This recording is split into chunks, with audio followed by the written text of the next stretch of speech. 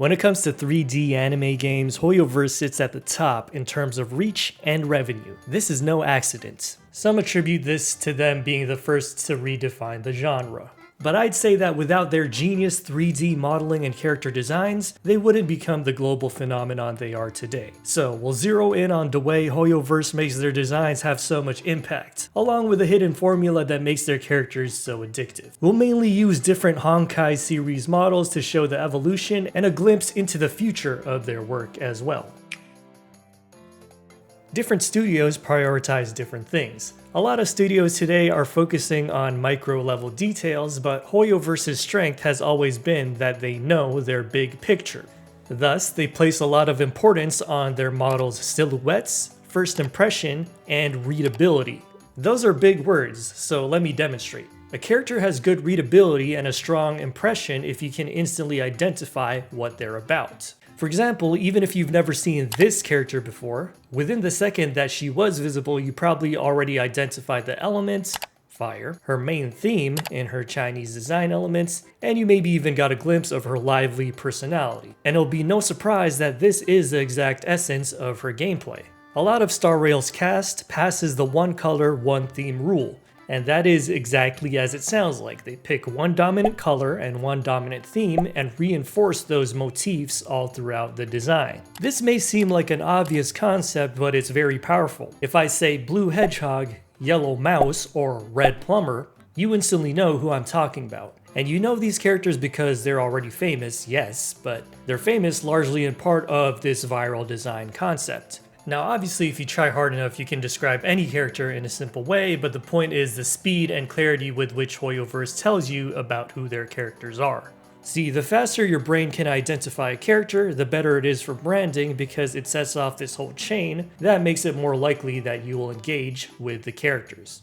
Because being able to identify them makes you more easily remember them and recognize them in repeated exposure, in turn making you more likely to search them up or download the game or product. But make no mistake, an impressionable or readable design is not necessarily a simple design. The thing about Hoyoverse's characters is that they can make a striking impression but still be relatively detailed. To accomplish this, they cut down the noise and really hammer down the theme into a character. For example, Guang has a ton of ornaments and jewelry, but they all support the main theme of peacockery. What? Peacock feathers, peacock colors, peacock feet. I'll explain in a second. Now attention all Guang enjoyers, she's here in this limited edition UGREEN and Honkai Star Rail gift box, with tons of exclusive premium tech and collectibles featuring Guang designs. She'll be sure to keep all of your devices powered up on the go, and her adorable aesthetics are great for carrying around or even simply to spice up your desk setup. We've got this magnetic ultra slim power bank with a built-in charging cable and Qi 2 wireless fast charging, plenty of charge to go around, and of course it has Guang on it. Also in the box is a pocket-friendly folding fast charger, a handy travel pouch to carry everything in, and of course you can attach the Find Track onto it so that you can locate it if you lose it. For even more power, you can upgrade and grab the UGREEN Nexode Pro power bank that has a smart display, showing the battery and charging status. So be sure to check out the UGREEN and Honkai Star Rail series with links in the description, and you'll even have a chance to win a gold collectible. So here's how Guang demonstrates how to do a detailed but still focused design. She has a gorgeous and expensive looking dress and is adorned from head to toe with silver because, well, that's what peacocks do. They flaunt, they symbolize wealth, they make sure that all eyes are on them. The feather designs and ornaments in her hair, dress, and jewelry all reinforce the theme. And side note, I really like her shoe design, nice and sleek with the pointed open toe ends. Although I must say the cramping of these two last toes must be insane, like where even are they at?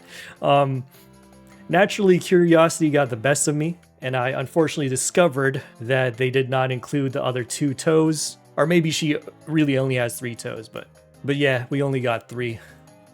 But please, Hoyoverse, I need this. I need 5. I need 5. But it all ties back to the theme, trust. You got 3 toes, right? 3 toes. 1, 2, 3. And then you got the stiletto on the back, that's 4. And that's exactly what a peacock's foot is, because they have 3 toes. And in the back, they've got their 4th toe. Not a stretch at all. I'm sure this was all fully intentional. I noticed that their designs are front-loaded, More focus on the big shapes, the overall shape, the silhouette, but their care does show in that aspect. Guang's design is almost entirely asymmetrical, and such designs take much more time to concept and execute, and HSR's level of detail is perfect for a few feet away. That's what they optimize for.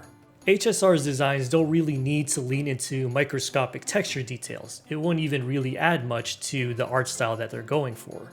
They double down on stylized, but they're very good at it, especially look at these medals and how they portray it in a simple but effective way.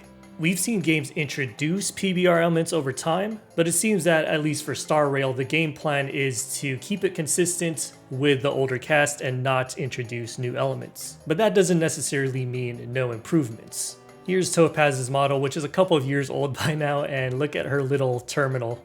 They've definitely upped their level of texture detail and accuracy from back then. Now, Hoyo has already shown more evolution with Zenless Zone Zero, which demonstrated more of their modeling, shading, and especially animation potential, but that's a whole different video. To close off this video, I kind of want to take a look at the future of the Honkai line and the improvements that they're making to their models. Honkai Nexus Anima is still in development, so it's unclear if the left was just a quick placeholder, but in any case, you can definitely see that they're starting to implement more layers of texturing, rather than just 2 to 3 tones, finer details, and even exploring more material work. Their hair design is also a lot sharper and cleaner than what they've had before. This definitely looks like a step in the right direction in being the successor to their Honkai style. But yeah, it is still under development, so it's not the final look, and they could end up making even more improvements or even taking some back, who knows. This right here is a big improvement on the face, and the outfit details and accessories look a lot more polished. But yeah, this game's on my radar since I am a TFT enjoyer, so I'll probably be keeping up with their model updates on the channel as well. That's all I've got for today. Let me know your thoughts, and I'll see you in the next one. Have yourselves a good night.